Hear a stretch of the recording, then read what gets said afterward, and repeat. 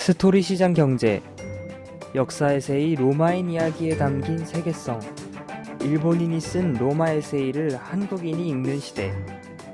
로마인 이야기는 일본 여류 작가인 시오노 나나미가 필생의 역작으로 쓴 15권의 역사 에세이입니다. 1992년부터 한 해에 한 권꼴로 출간되기 시작해 2008년 완간됐습니다. 신간이 출간될 때마다 항상 우리나라와 일본의 역사 분야 베스트셀러의 순위를 차지했습니다. 우리나라의 경우 작가 특유의 일본식 문체를 번역가가 한국인들에게 다가가기 쉽게 고쳐 쓴 게 주요했다고 합니다. 로마인 이야기는 대학 도서관 등에서 오랫동안 대출 순위 1위를 놓치지 않을 정도였습니다. 책을 많이 읽는 층에서 특히 큰 인기를 얻었습니다. 엄청난 판매량을 올린 출판사는 돈방석에 앉기도 했습니다. 로마인 이야기는 종종 이문열 삼국지와도 비교됩니다. 이문열의 삼국지 작업 덕에 국내에 삼국지 붐이 일었던 것과 비슷하게 이 작품으로 한국과 일본에서 로마사 붐이 형성되었다는 점이 그렇습니다. 어쩌면 로마인 이야기에게 논란이 많은 건 이 책이 그만큼 사랑을 받는 베스트셀러라는 방증이라고 볼 수도 있습니다.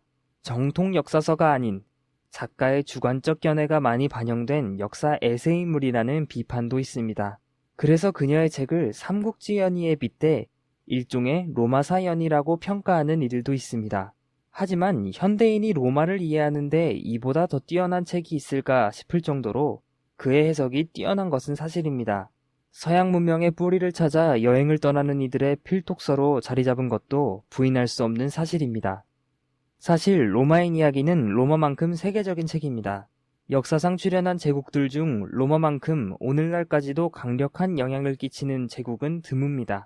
로마의 언어 라틴어와 그들이 만든 로마법은 현대에도 서양 문명을 이해하는 데 중요한 토대를 제공하고 있습니다.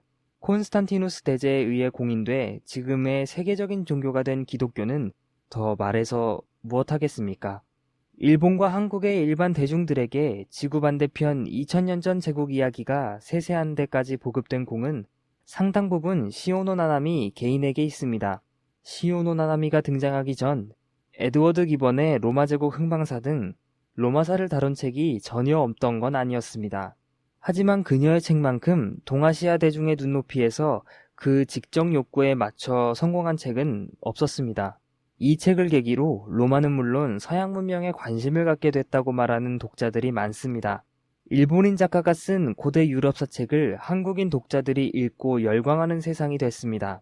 로마가 세계제국인 만큼 로마인 이야기도 세계적인 책인 것입니다. 세계화 시대의 로마인 이야기와 같은 작업은 사실 여기저기서 진행되고 있습니다. 2014년에 서울 시내 곳곳에서 촬영된 할리우드 영화 어벤져스 2, 할리우드 제작진이 자신들의 영화의 현대적인 서울의 모습을 담기 위해 태평양을 건너 우리나라를 찾은 것입니다. 물론 한국의 영화 시장이 헐리우드가 무시할 수 없을 만큼 커졌고 2012년에 개봉한 어벤져스가 600억 원을 벌어들였다는 게 현지 촬영의 이유일 것입니다. 하지만 그 덕에 우리는 미국인이 만들어 전 세계로 개봉하는 영화를 통해 현대적인 한국의 모습을 알릴 수 있었습니다. 할리우드 영화 덕에 저절로 나라를 홍보할 기회를 얻은 것입니다. 가히 지구촌 시대라고 할 만합니다. 세계화는 뭔가 추상적이거나 대단한 게 아닙니다.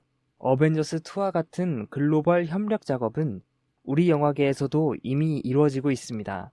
10여 년 이상 동아시아에 전파된 한류가 이제는 세계 시장에서 빛을 보고 있습니다. 한국인 감독이 일본에서 투자자를 유치해 중국인 배우를 캐스팅한 이른바 한중일 합작 영화가 만들어지기도 했습니다. 방탄소년단은 미국 빌보드 소셜 50 차트에서 1위를 차지하기도 했습니다. 지금 당신이 보고 있는 책 한 권, 영화 한 편에도 세계화가 부여한 혜택이 듬뿍 담겨져 있습니다. 정말 멋진 세상입니다. 시장 경제의 중심, 자유기업원.